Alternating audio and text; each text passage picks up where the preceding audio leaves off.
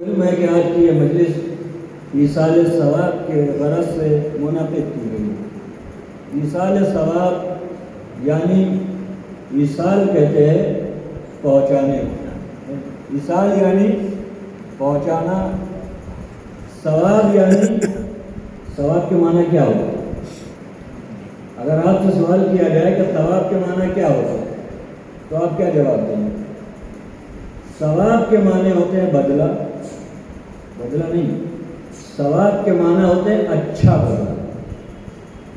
اچھا بدلہ کب ملتا ہے؟ کہ جب اچھا عمل انجام دیا جائے۔ ایصال ثواب، ایصال ثواب کی مجلس سرگرم ہوتا ہے، اور اکثر میں جب ایصال ثواب کی مجلس پڑھتا ہوں تو یہ ضرور عرض کرتا ہوں کہ شریعت مقدسہ اسلامیہ میں یہ ایک منفرد عقیدہ ہے کہ جسے ہم ایصال ثواب کہتے ہیں۔ عزیزان محترم، یہ دو لفظ نہیں ہیں، یہ دو الگ الگ عقائد کی تفسیر ہے، دو الگ الگ اعمال کا مطلب ہے۔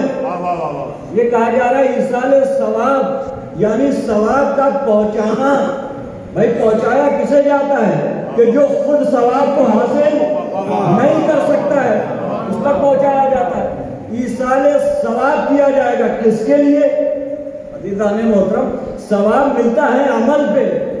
اب توجہ چاہتا ہوں، ثواب ملتا ہے عمل پہ۔ عمل کے لیے اللہ نے دنیا کو مخصوص کیا ہے۔ بھائی عمل کے لیے دو شے ہیں، ایک تو دنیا اور دوسری حیات۔ بھائی زندہ جو ہوگا عمل وہ کرے گا، عمل جو کرے گا ثواب اسے ملے گا، جو زندہ ہوگا ثواب اسے ملے گا، تو جو عمل کرے گا ثواب اسے ملے گا۔ عزیزان گرامی، ہم نے کہا ایصال ثواب اپنے مردے تک، اپنے مرحوم تک ثواب کا پہنچانا۔ توجہ ہے یا عزیزان محترم؟ ایصال ثواب اپنے مرحوم تک ثواب کا پہنچانا۔ اچھا، ثواب کے معنی کیا ہے؟ خیر جزا، خیر جزا۔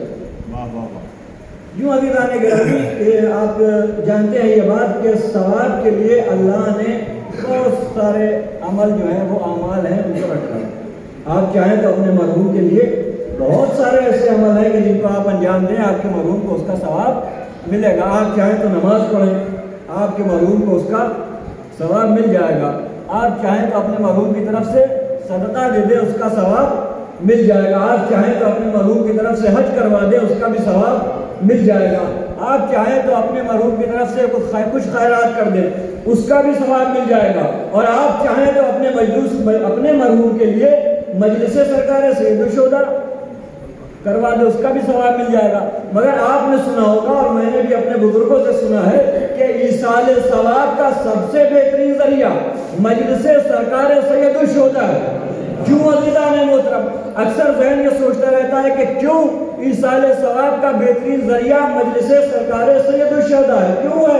عزیزان گرامی، اگر آپ غور کریں تو جملے آپ کی خدمت میں عرض کروں کہ دیکھیے عزیزان گرامی، آپ کے مرحوم کو ثواب ملا، آپ نے نماز پڑھی، ثواب ملا، مگر آپ نے نماز پڑھی ہے یا نہیں؟ حج کیا تو آپ نے کیا، بھائی صدقہ دیا تو آپ نے دیا، مگر جب مجلس سرکار سید الشہداء کا فرش بچھایا تو اب اس عمل میں تنہا آپ نہیں ہیں، بلکہ اس عمل میں مومنین شریک ہو گئے، مومنین شریک ہو گئے۔ اچھا، صرف مومنین شریک ہو گئے؟ کہا نہیں، زمین والے تو آ ہی گئے، ایمان والے تو آ ہی گئے، آسمان والے بھی آ گئے، ملائکہ آ گئے، صرف ملائکہ آ گیا؟ کہا نہیں، معصوم ہستیاں بھی آ گئی، انبیاء بھی آ گئے، انبیاء بھی آ گئے۔ اور کون آ گیا؟ کہا وہ بھی آ گئے کہ جو جوانان جنت کے سردار، وہ بھی آ گئے کہ جو انبیاء کے سردار ہیں۔ تو اب جو ثواب ملے گا وہ بہتر ہوگا یا نہیں ہوگا عزیزان گرامی؟ اچھا، یہ تو آپ کے مرحوم کو ملا۔ اب ایک بات امیر کی اور آپ کی خدمت میں عرض کروں گا کہ یہ تو شرف آپ کے مرحوم کو ملا، یہ تو شرف مرنے والے مومن کو ملا، مگر آپ کو یہ شرف ملا کہ آپ ایک مجلس میں آئے اور آنے کے بعد فرش اعلیٰ پر بیٹھے، تو آپ کو شرف یہ ملا کہ آپ اس فرش پہ آ کے بیٹھے کہ جس فرش پہ جنت والے بیٹھتے ہیں۔ بھائی آپ اس فرش پہ آ کے بیٹھے کہ جس فرش پہ جوانان جنت کے سردار آ کے بیٹھتے ہیں۔ آپ اس فرش پہ آ کے بیٹھے کہ اللہ نے جن کی جنت میں جگہ الگ بنائی ہے، بھائی توجہ کیجئے کہ آپ ان کے ساتھ آ کے بیٹھے کہ اللہ کی جنت میں اللہ کا محبوب ترین معصوم ترین ملک بھی کہ اللہ کی جنت میں ان کی حدود میں داخل نہیں ہو سکتا ہے۔ بھائی جبریل جیسا فرشتہ یہ کہتا نظر آ رہا ہے کہ اگر اس سے آگے ایک قدم بھی بڑھایا، اس سلوات پڑھنے والا نے بولا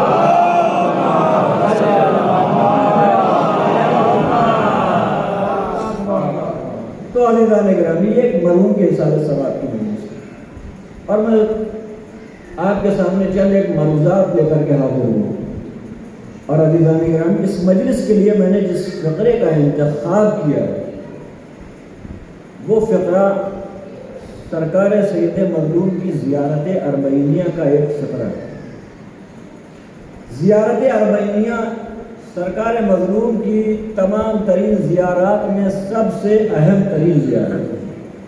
یوں تم عزیزان اکرام کربلا کی جتنی بھی سرکار سید الشہداء امام حسین کی زیارت ہے، جو لوگ جاتے ہیں کربلا وہ اس بات کو جانتے ہیں کہ کربلا کی زیارتوں میں مخصوصاً تو آپ کبھی بھی جائیے کسی بھی دن زیارت کر کے آئیے، لیکن خاص طور سے بہت سارے ایسے ایام ہیں جس میں زیارت امام حسین مستحب، مثلا عید کا دن، بقرہ عید کا دن ہے، 15 شعبان ہے، نیمہ شعبان جسے ہم کہتے ہیں، عرفے کا دن ہے، عاشورے کا دن ہے اور رجب کے ایام ہے، اور اس کے علاوہ اربعین۔ اس میں سب سے بہترین کون سی ہے؟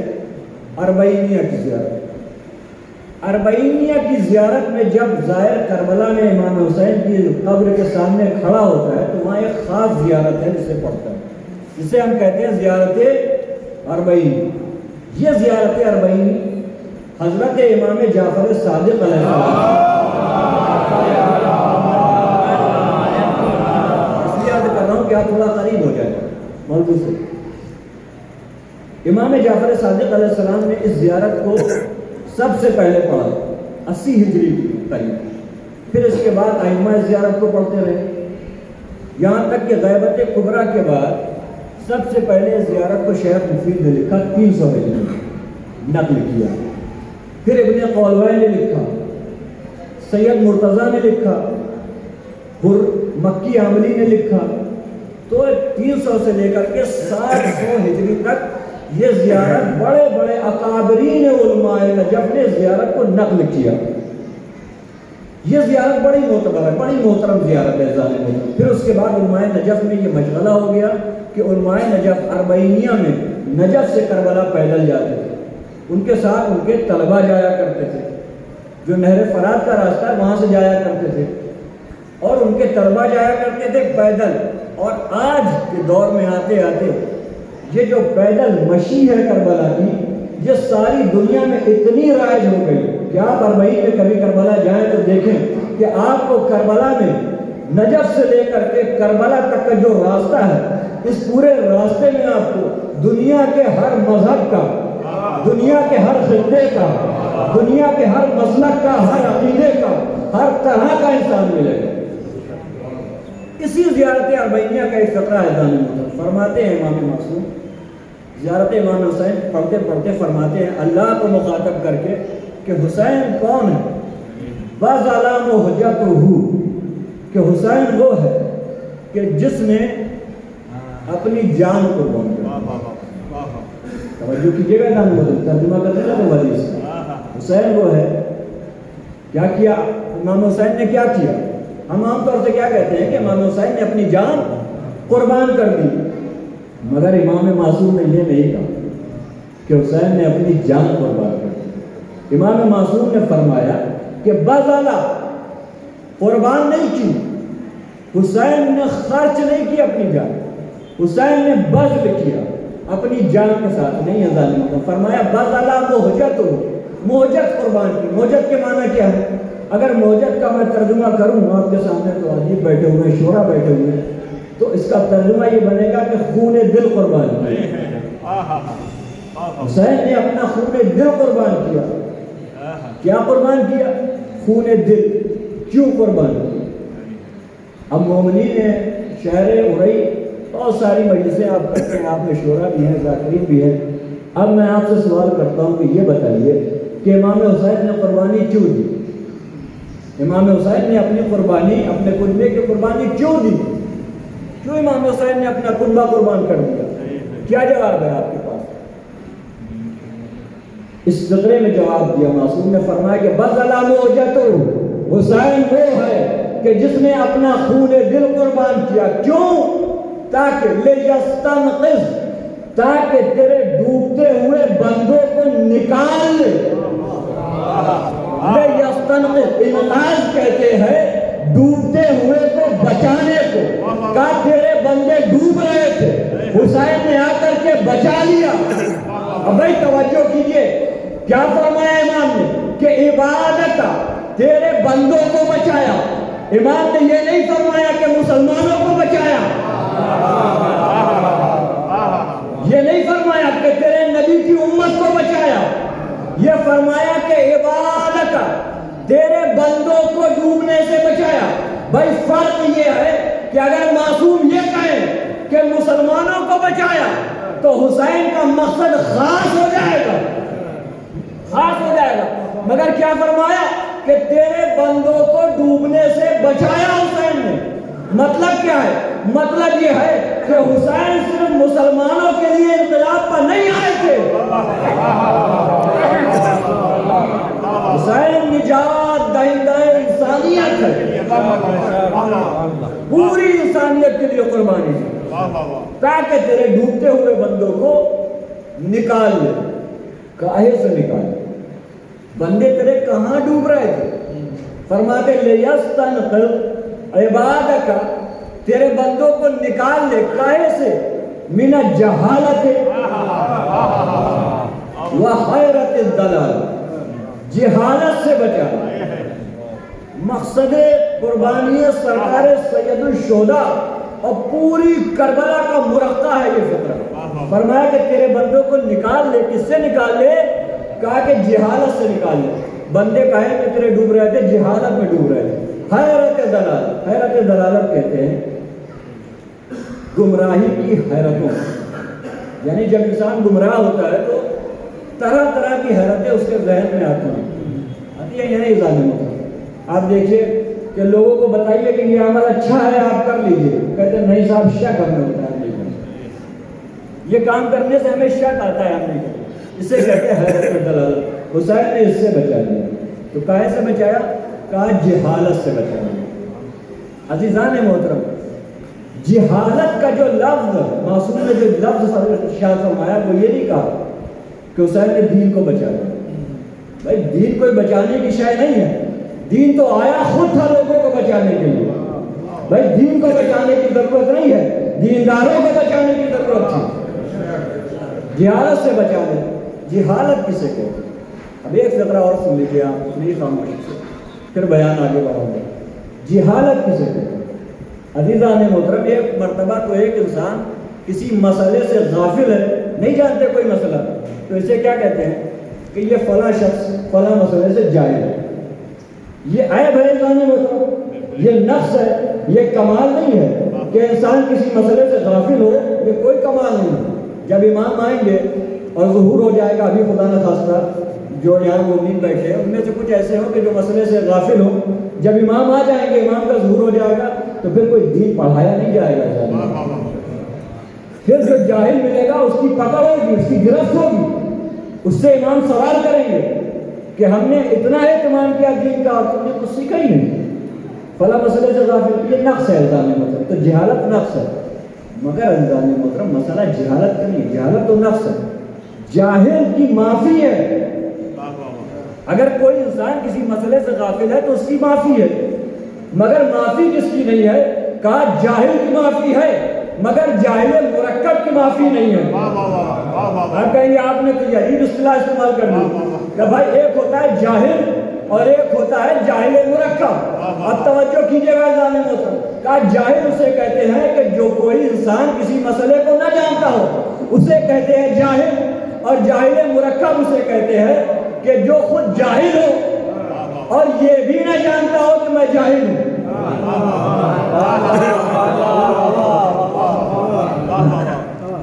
جاہل ہو ایک مسئلے سے جاہل ہو اور یہ بھی نہ جانتا ہو کہ میں جاہل ہوں، یعنی جاہل ہو اور یہ سمجھتا ہو کہ میں عالم ہوں۔ اور آسان کر دوں، جاہل ہو مگر یہ سمجھتا ہو کہ مجھے آتا ہے۔ جاہل ہے، دین کے بارے میں کچھ نہیں معلوم، لیکن جب کوئی سوال کرتا ہے تو جواب ضرور دیتے، اسے کہتے ہیں جاہل مرکب۔ اور آسان کر دوں، کہا جاہل اسے کہتے ہیں کہ جو کوئی مسئلے کو نہ جانتا ہو، اور جاہل مرکب اسے کہتے ہیں کہ جو مسئلے کو نہ جانتا ہو اور اڑ جاتا ہو۔ لیکن آپ نے ایسے لوگ تشریح آپ جو اڑ جاتے ہیں مسئلے پہ، صاحب یہ تو ہم نہیں مانتے کہ ہمارے اپنے نہیں آتا، ہم نہیں مانتے۔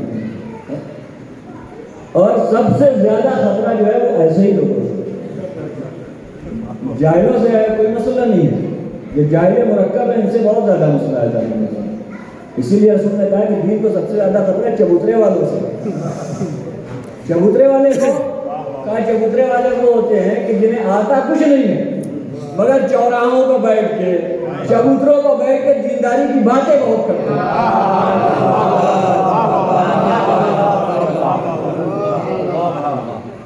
عزیزان محترم، جہالت کو دور کرنے کا سب سے پہلا جو نسخہ ہے وہ یہ ہے کہ انسان یہ مان لے کہ مجھے نہیں آتا۔ سب سے پہلا مرحلہ یہ ہے کہ انسان یہ قبول کرے کہ مجھے نہیں آتا۔ بھائی جو یہ قبول ہی نہ کرے کہ مجھے نہیں آتا، اسے کوئی سکھا نہیں سکتا ہے دنیا میں۔ بھائی مریض اس وقت تک شفا یاب نہیں ہو سکتا ہے جب تک کہ وہ یہ نہ مان لے کہ میں مریض ہوں۔ اس وقت تک اسے کوئی ڈاکٹر، کوئی طبیب ٹھیک نہیں کر سکتا ہے۔ لہذا سب سے پہلے یہ قبول کیا جائے کہ مجھے نہیں آتا ہے، اس کے بعد سیکھا جائے۔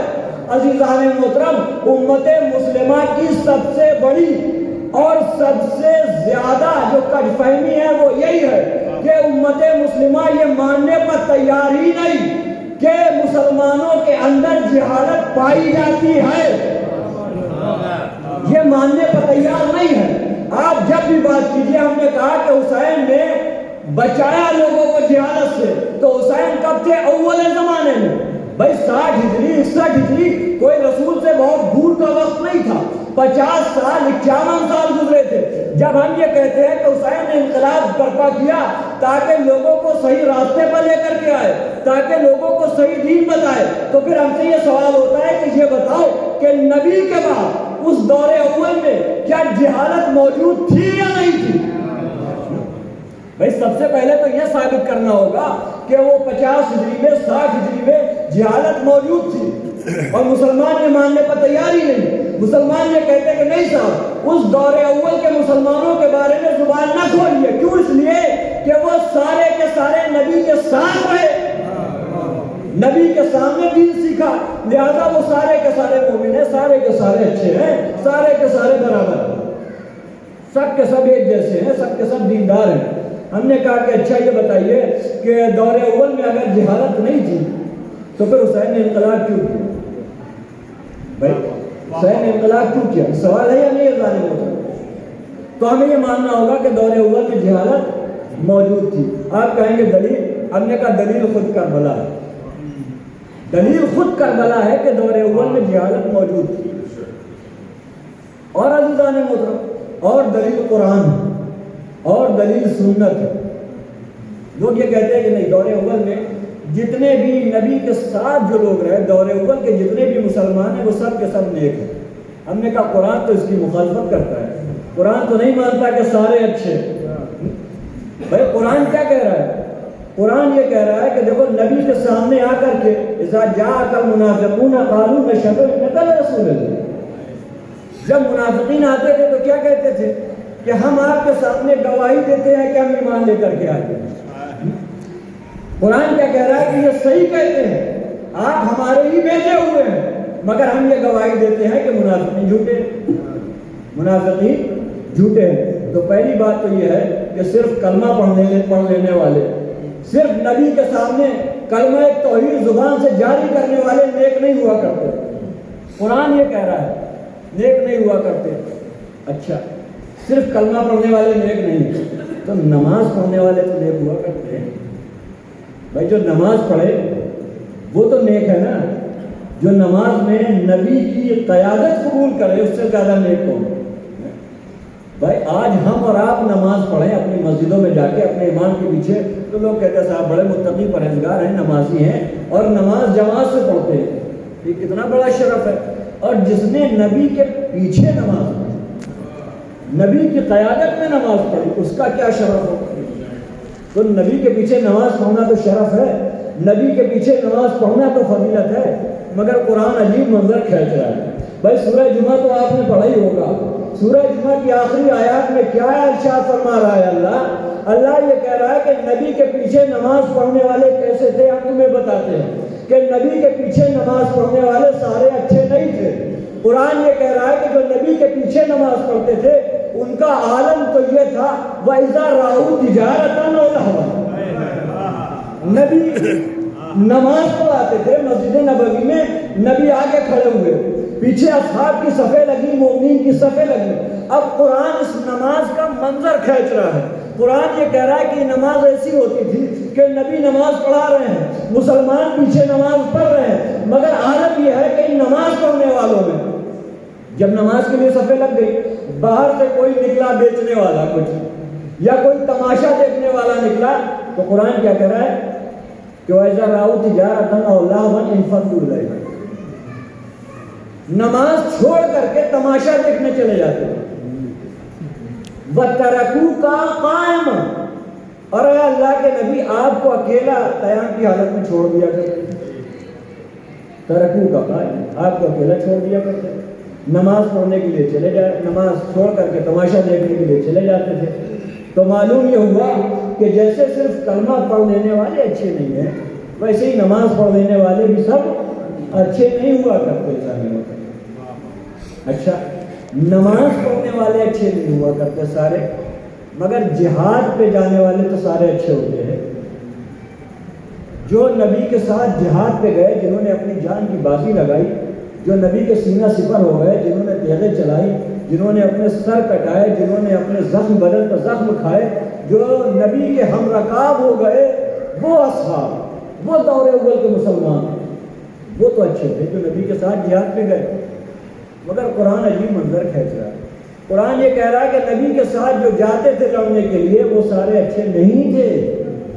قرآن یہ کہہ رہا ہے منکم من یرید الدنیا ومنکم من یرید الآخرہ، کہ جو نبی کے ساتھ لڑنے کے لیے جایا کرتے تھے وہ سارے اچھے نہیں تھے، ان میں سے کچھ ایسے تھے کہ جو اللہ کے لیے جاتے تھے لڑنے، قربتاً اللہ لڑنے کے لیے جاتے تھے، کچھ ایسے تھے کہ جو اللہ کے دین کے لیے لڑتے تھے، کچھ ایسے تھے کہ جن کی تلواریں رسول کے لیے چلتی تھی، مگر تم میں سے بہت زیادہ ایسے لوگ تھے کہ جو مال غنیمت کے لیے جنگوں میں جایا کرتے تھے۔ منکم من یرید الدنیا، تم میں سے ایسے بھی تھے کہ جو دنیا کے لیے لڑنے جایا کرتے تھے۔ اچھا ٹھیک ہے، جو جہاد پہ گئے وہ بھی اچھے نہیں، مگر جس کو نبی نے یہ کہہ دیا کہ یہ میرا صحابی ہے وہ تو اچھا ہے نا بھائی، اس سے بڑی فضیلت اور کیا ہوگی کہ نبی جس کو کہہ دے کہ یہ میرا صحابی ہے وہ تو اچھا ہوگا۔ اب نبی نے جب ہجرت کی مکے سے، اب ایک منظر کھینچ رہا ہوں، نبی نے جب ہجرت کی مکے سے نکلے غار میں چلے گئے، اس غار میں تاریخ میں لکھا کہ ایک صحابہ اور تھے جو نبی کے ساتھ گئے۔ کون تھے اس سے بحث نہیں، جو بھی تھے وہ نبی کے ساتھ گئے۔ وہاں انہیں کچھ خوف آیا، ایک صاحب انہوں نے دیکھ لیا، انہیں کچھ خوف آیا، جب وہ ڈرنے لگے تو رونے لگے۔ جب وہ رونے لگے تو قرآن نے اس کا نقشہ بھیجا اور قرآن نے کہا کہ نبی نے ان سے یہ فرمایا کہ لا تحزن، کہ گھبراؤ نہیں، ڈرو نہیں، رو نہیں، ان اللہ معنا، کہ ہمارا اللہ ہمارے ساتھ ہے۔ اب جب قرآن نے اس واقعے کا منظر کھینچا تو اس انداز میں کھینچا کہ انہوں نے، نبی نے ان سے یہ کہا وقال لصاحبہ، کہ نبی نے اپنے صحابی سے کہا۔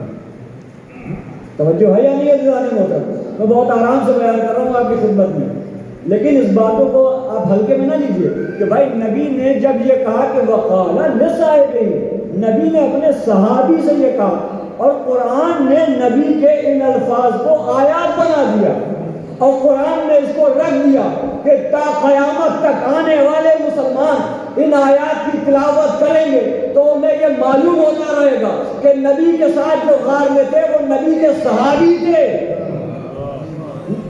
اتنی بڑی فضیلت دے دی, اب تو کوئی اشکال نہیں ہونا چاہیے نا. اتنی بڑی فضیلت دے دی, نبی نے کہہ دیا کہ یہ میرے صحابی ہیں. تو عزیزان محترم, اب تو آپ کو ماننا پڑے گا کہ جب نبی نے اپنا صحابی کہہ دیا تو پھر اس کا مطلب ہے کہ ان سے نیک کوئی نہیں تھا. مگر کیا کیا جائے عزیزان محترم اس کا کہ یہ لفظ ساتھی, یہ لفظ مانا کہ نبی کے ساتھ رہنے والے بھی سارے اچھے نہیں تھے. دلیل اسی قرآن سے کہ یہ لفظ صحابیت ہے, اس کے بارے میں بہت سارے علماء نے اقوال لکھے ہیں, کتابیں بھر دی, کتنی بڑی فضیلت اللہ نے دی. مگر قرآن نے ایک آیت میں اور نقشہ کھینچا ہے. ایک اللہ کا نبی اور ہے, یوسف جس کا نام ہے, قید خانے میں بند ہے. عزیزان محترم, بادشاہ نے قید کیا ہوا ہے, قید خانے میں ہے, اور بہت سارے لوگ بھی نبی اللہ کے ساتھ قید ہیں. مگر نبی نے کیا کیا کہ ایک مرتبہ قرآن یہ منظر کھینچتا ہے کہ یوسف ایک مرتبہ اپنے قید خانے میں کھڑے ہوئے اور جو تمام ان کے ساتھ جو لوگ قید تھے ان کو بلایا, سب کو بلا کے کہتے یا اصحاب السجن, سب کو بلا کے قرآن کی آیت ہے کہ یا اصحاب السجن, یہ اے میرے قید خانے کے صحابیوں, کیا کہے میرے قید خانے کے صحابیوں, یہ بتاؤ کہ ایک اللہ کی عبادت کرنا اچھا ہے کہ الگ الگ ارباب متفرقہ کی عبادت کرنا اچھا ہے؟ نبی نے, اللہ کے نبی نے قید خانے میں کھڑے ہو کر کے اپنے قید خانے کے صحابیوں کو مخاطب کر کے یہ جملے ارشاد فرمائے کہ اے میرے قید خانے کے صحابیوں, یہ بتاؤ کہ ایک خدا کی عبادت اچھی ہے یا الگ الگ خداؤں کو ماننا اچھا ہے؟ نبی کے یہ جملے بتا رہے ہیں کہ نبی اللہ کے ساتھ جو لوگ قید تھے وہ ایک خدا کے ماننے والے لوگ نہیں تھے, ایک خدا کے ماننے والے لوگ نہیں تھے. تو اس کا مطلب یہ ہے کہ جو ایک خدا کے ماننے والے نہیں ہیں وہ توحید پرست لوگ نہیں ہیں, وہ نبی کو ماننے والے لوگ نہیں ہیں. اس کے باوجود نبی انہیں اپنا صحابی کہہ رہا ہے. بھائی توجہ کیجیے, اس کے باوجود نبی انہیں اپنا صحابی کہہ رہا ہے. اس کا مطلب یہ ہے کہ صحابی ہونا الگ ہے, توحید پرست ہونا الگ ہے. بھائی قرآن تو یہی مطلب بتا رہا ہے نا کہ نبی کا ساتھی ہونا اور ہے اور توحید پرست ہونا اور ہے. نبی کا ساتھی ہونا اور ہے اور نبی پر ایمان لانا اور ہے. اور چلیے سنت میں آ جائیے. سنت میں رسول کیا فرماتے ہیں؟ بھائی صحیح بخاری کی حدیث ہے, بس یہ حدیث آپ کے سامنے عرض کر دی کہ فرماتے ہیں رسول کہ سنو فی اصحابی 12 منافق, میرے ساتھ رہنے والوں میں 12 منافق, 12 منافق. تو معلوم یہ چلا کہ دور اول میں جتنے لوگ تھے وہ سارے کے سارے اچھے نہیں تھے. اسی وجہ سے حسین نے قیام کیا, اسی وجہ سے امام حسین نے انقلاب برپا کیا, اسی وجہ سے امام حسین کھڑے ہوئے تاکہ امت سے گمراہی دور کر دی جائے, امت سے جہالت دور کر دی جائے.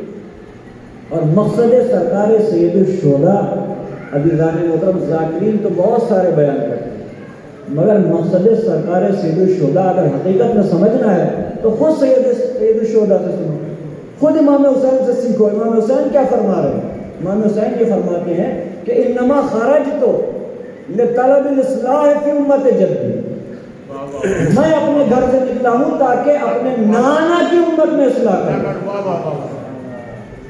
میں نے پہلے کیا جملہ کہا تھا کہ عام ہے سارے انسانیت کے نجات دہندہ امام حسین.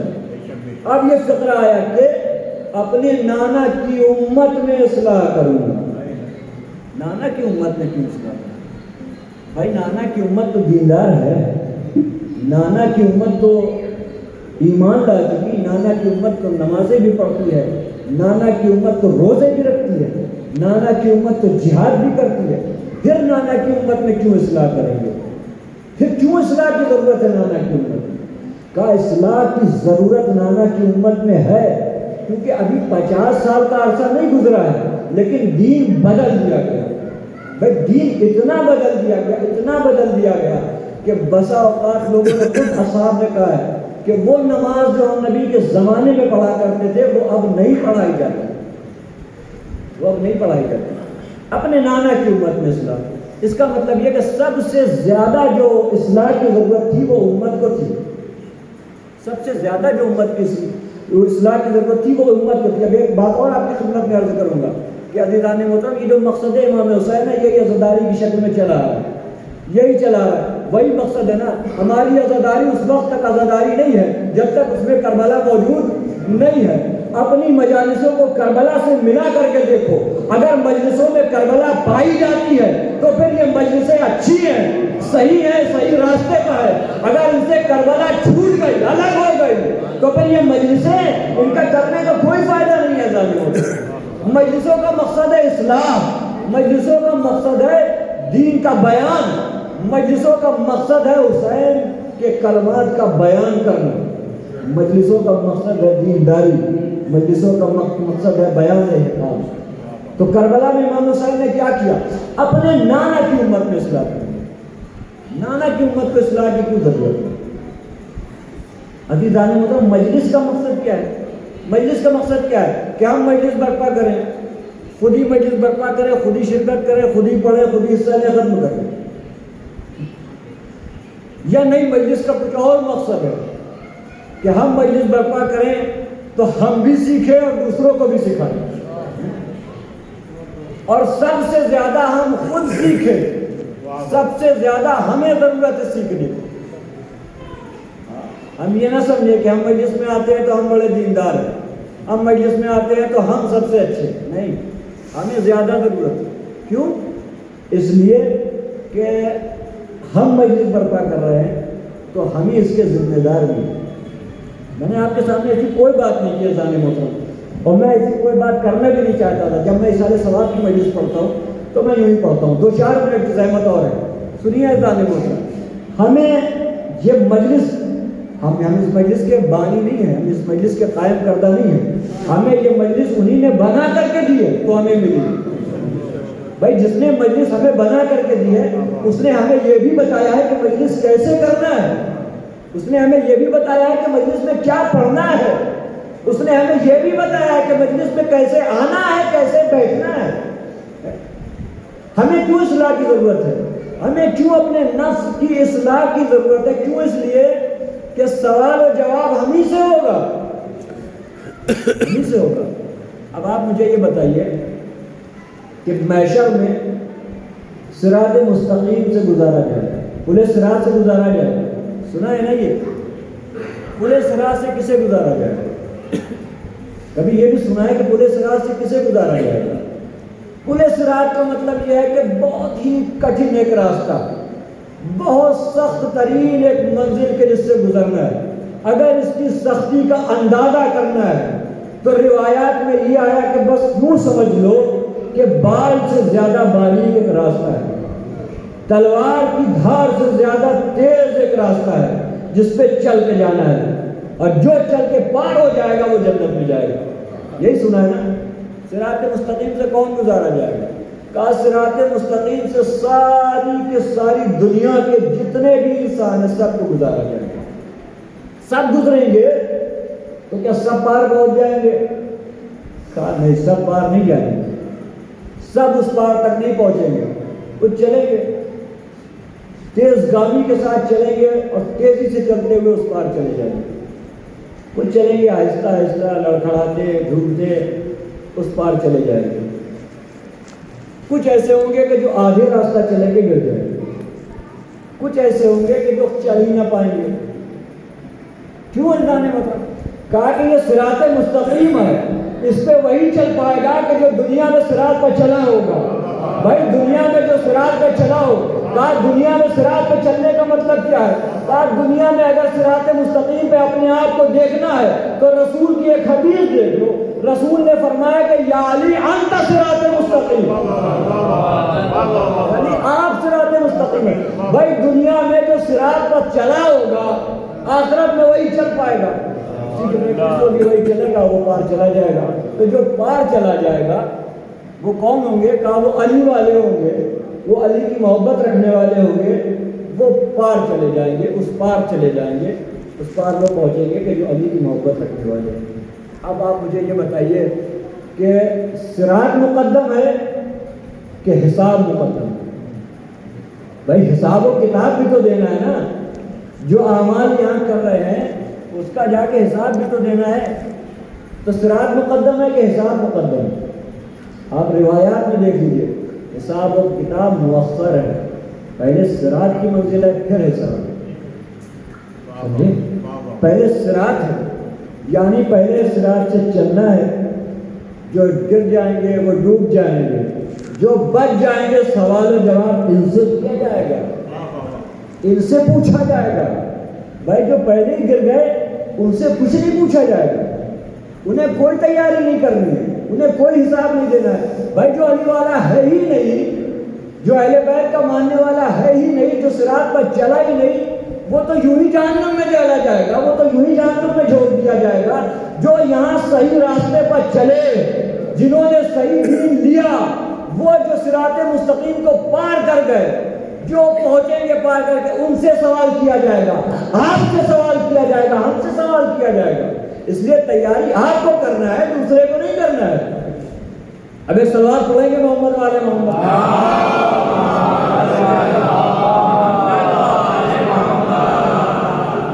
تو تیاری ہمیں کرنی ہے۔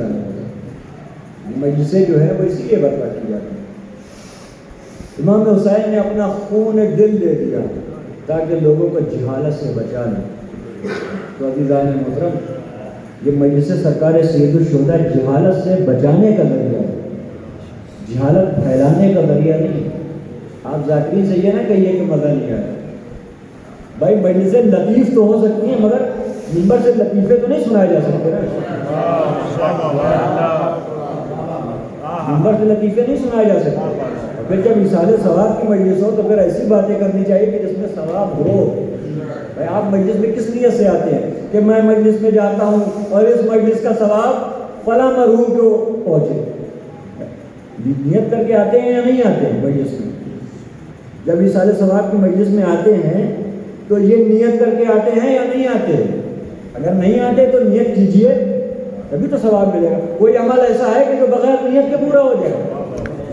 آپ نماز پڑھ لیجیے، نیت نہ کیجیے، روزہ رکھ لیجیے، نیت نہ کیجیے، پہلے نیت کیجیے۔ تو یہ مجلس سرکار سید الشہداء ہے۔ اور امام حسین نے اپنا خون دل کیوں دیا؟ تاکہ لوگوں کو گمراہی سے بچائے۔ یہ گمراہی سے بچانے کا ذریعہ ہے۔ یہ منبر سرکار سید الشہداء کا گمراہی سے بچاتا ہے۔ عزیزان محترم، اگر گمراہی پھیلا رہا ہو تو پھر منبر نہیں۔ یاد ہے یزید کے دربار میں کیا کہا تھا امام حسین نے؟ منبر نہیں کہا تھا۔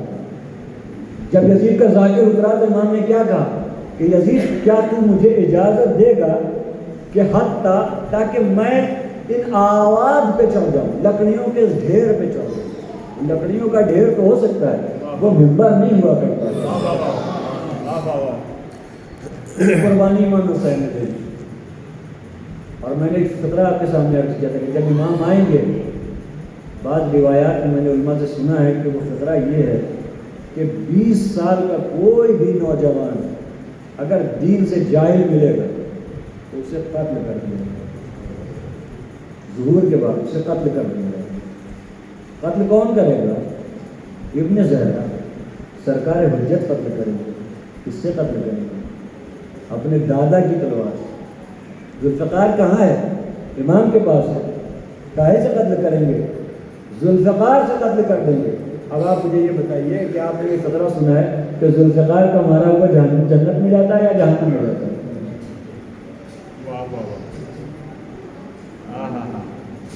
کیوں اتنے اطمینان سے انسان بیٹھا ہے کہ نہیں اس جمعے پہ امام کا ظہور نہیں ہو سکتا؟ کیوں؟ کیونکہ ہماری ابھی تیاری نہیں ہے، ابھی ہم متقی نہیں ہوئے۔ کیوں اتنا اطمینان؟ روایت میں یہ نہیں آیا ہے کہ امام کا ظہور کب ہوگا۔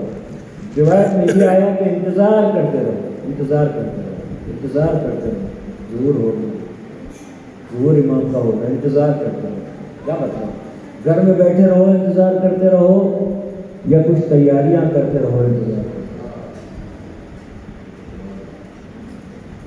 جمعے کا دن ہوگا، دیوار کعبہ ہوگی، زہرا کا بیٹا ہوگا، ظہور ہوگا، ظہور کا دن ہوگا۔ عزیزان محترم جب امام ظاہر ہوں گے خانہ کعبہ کی دیوار پر ٹیک لگا کر کے، پہلا فقرہ جو امام کی زبان سے نکلے گا وہ فقرہ یہ ہوگا، جاء الحق وزهق الباطل ان الباطل کان زہوقا، کہ حق آ گیا، حق والا آ گیا، صاحب حق کا بیٹا آ گیا، آج باطل کا خاتمہ ہو گیا۔ خانہ کعبہ میں آ جائیں گے، دو چار فقرے امام اور کہیں گے، امام کی یہ آواز فضا میں ایسی گونجے گی کہ کائنات میں جو بھی جہاں بھی جس حالت میں ہوگا امام کی یہ آواز اس کے کانوں میں جائے گی، اور جیسے ہی امام کی آواز کانوں میں آئے فوراً انسان کا لبیک کہنا ضروری ہے۔ امام کی جیسی آواز آئے گی فوراً مومنین لبیک کہیں گے، جیسے ہی لبیک کہیں گے ویسے ہی مومنین امام کی طرف چلیں گے، خانہ کعبہ کی طرف لوگ چلیں گے، خانہ کعبہ کا رخ کریں گے، لوگ چلیں گے۔ تو روایت میں آیا بھائی سب لوگ چلیں گے، تو کچھ لوگ ایسے ہوں گے کہ جو بہت جلدی امام کے پاس پہنچ جائیں گے، جیسے ہی ارادہ کریں گے ویسے ہی برق رفتاری کے ساتھ جہاں ارادہ کریں گے وہاں ظاہر ہوں گے امام کے سامنے۔ اور جو کیجیے گا کہاں ظاہر ہوں گے؟ امام کے سامنے۔ کچھ ایسے لوگ ہوں گے کہ جو ہوا کی رفتار سے امام کے پاس پہنچیں گے، یعنی گویا کہ ہوا کے دوش پر سوار ہو کے، بادلوں کے دوش پر سوار ہو کے امام تک پہنچ جائیں گے۔ کچھ ایسے ہوں گے کہ ذرا تاخیر سے پہنچیں گے، کچھ اور تاخیر سے پہنچیں گے۔ علماء نے اس کا سبب یہ بتایا ہے کہ جس کو جتنی یاد امام کی ہوگی، جس کو جتنا امام کا ذکر ہوگا، جو اپنے روز مرہ کے اعمال میں امام کو یاد کرتا ہوگا، اپنے خوشی میں اپنے غم میں یاد کرتا ہوگا، وہ اتنا ہی جلدی امام تک پہنچ جائے گا۔ اب مجھے یہ بتائیے کہ جہاں ساری کائنات جمع ہو رہی ہو تو جو پہلے آیا ہے وہ کہاں ہوگا اور جو بعد میں آیا ہے وہ کہاں ہوگا؟ بھائی جو پہلے آیا ہے وہ زیادہ نزدیک ہوگا، ہے یا نہیں؟ جب بھیڑ لگے گی اطراف میں لوگ جمع ہوں گے تو جو پہلے آیا ہے وہ زیادہ نزدیک، اس کے بعد والے اس سے دور، اس کے بعد والے اس سے دور، اور جب پوری کائنات جمع ہوگی تو سب سے آخر میں آنے والے کہاں ہوں گے؟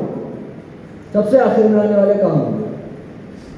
40 افراد ایسے ہوں گے کہ جو امام کے پاس سب سے پہلے پہنچیں گے۔ وہ 40 افراد امام کے صحابی ہوں گے، 40 افراد امام کے خاص افراد میں سے ہوں گے۔ ان کے پاس تلواریں ہوں گی کہ جن تلواروں کا ان کا نام ان کی ماں کا نام بن جائے۔ خانہ کعبہ سے پھر امام نکلیں گے۔ مجھے نہیں معلوم، نہ میں نے کسی تاریخ میں پڑھا ہے، اگر آپ کو معلوم ہو تو بتائیے گا ضرور۔ میں نے کہیں نہیں پڑھا کہ جب امام خانہ کعبہ سے نکلیں گے تو مدینے آئیں گے، مدینے آ کے رسول کی قبر کی زیارت کریں گے، یہ میں نے نہیں پڑھا۔ نجف جائیں گے، امیر المومنین کی قبر پہ آ کر کے زیارت، یہ بھی میں نے نہیں پڑھا۔ میں نے یہ پڑھا کہ جب نکلیں گے مکے سے تو سب سے پہلے جدھر کا رخ کریں گے کربلا میں، کربلا میں آ جائیں گے امام جب کربلا میں آ جائیں گے۔ عزیزان محترم، جب کوئی زائر کربلا میں جاتا ہے، قبر امام حسین کی زیارت کرنے کے لیے جاتا ہے، تو امام حسین اس کا بڑا احترام کرتے ہیں، بہت احترام کرتے ہیں۔ روایت میں آئے کہ رسول فرماتے ہیں جو ظاہر آتا ہے سب سے پہلے میں اس سے مصافحہ کرتا ہوں، علی اس سے مصافحہ کرتے ہیں، میں اور علی اس کے دائیں بائیں چلتے ہیں، جب وہ دروازے سے داخل ہوتا ہے دائیں بائیں چلتے ہیں، اس کے پیچھے جبریل میکائیل چلتے ہیں، یہاں تک کہ اسے قبر امام حسین تک پہنچا دیتے ہیں۔ جب وہ زیارت کر لیتا ہے پھر 4 اللہ کے فرشتے اس کو قبر امام حسین سے لے کر کے اس کے گھر تک چھوڑنے کے لیے آتے ہیں۔ کتنا احترام کرتے ہیں اپنے ظاہر کا امام حسین، کتنا خیال کرتے ہیں اپنے ظاہر کا امام حسین۔ ذرا مجھے انصاف سے بتاؤ کہ اب جو زیارت کرنے کے لیے آ رہا ہے وہ کوئی ظاہر نہیں ہے، وہ حسین کا بیٹا ہے۔ اب جو زیارت کرنے کے لیے آ رہا ہے وہ صرف کوئی ظاہر نہیں ہے، وہ منتقم خون امام حسین ہے۔ اب جو زیارت کرنے کے لیے آ رہا ہے یہ وہ ہے کہ جیسے عصر عاشور سارے انبیاء کی نظریں حسین پر لگی ہوئی تھی، اب جو زیارت کرنے آ رہا ہے عصر عاشور سے آج تک حسین کی نظریں اس کے چہرے پر رہی ہیں۔ اب جو زیارت کرنے کے لیے آ رہا ہے، اب تاریخ لکھتی ہے کہ جیسے ہی امام کربلا میں قدم رکھیں گے، کربلا کی زمین امام کا استقبال کرے گی.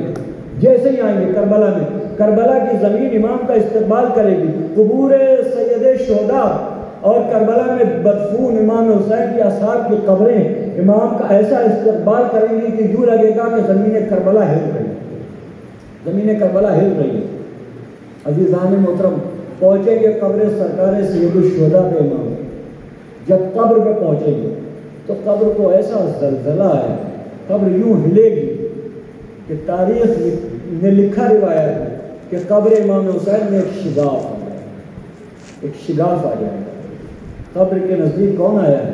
قبر کے نزدیک ابن زہرا سرکار حجت ہے، منتقم خون سرکار سید الشہداء ہیں. افغان محترم، قبر ایک مرتبہ کاٹے گی، امام حسین کی قبر سے ایک مرتبہ شگاف پیدا ہو جائے گا.